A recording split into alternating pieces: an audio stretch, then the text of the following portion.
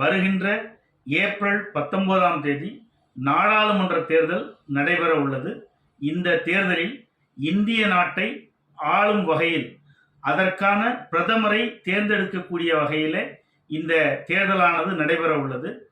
புதிய வாக்காளர்கள் இருப்பீங்க, இளைஞர்கள் இருப்பீங்க, இளைஞர்கள் இருப்பீங்க, பெரியோர்கள், தாய்மார்கள், உங்கள் அத்தனை பேரையும் கேட்டுக்கொள்வது என்னவென்றால், உங்களுடைய வாக்குரிமையை கண்டிப்பாக பதிவு செய்யுங்கள்.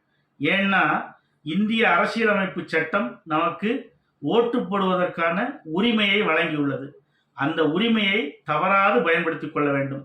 அதற்காகத்தான் அன்றைய தினம் பொது விடுமுறை விடுகிறார்கள். ஆகவே அந்த விடுமுறையை பயன்படுத்தி கொண்டு வெளியூர்களிலே நீங்கள் வசித்து வருபவர்களானாலும் சொந்த ஊர்களுக்கு சென்று எங்கு ஓட்டு உள்ளதோ அங்கு சென்று செலுத்த வேண்டும் என்று தாழ்மையோடு கேட்டுக்கொள்கிறேன்.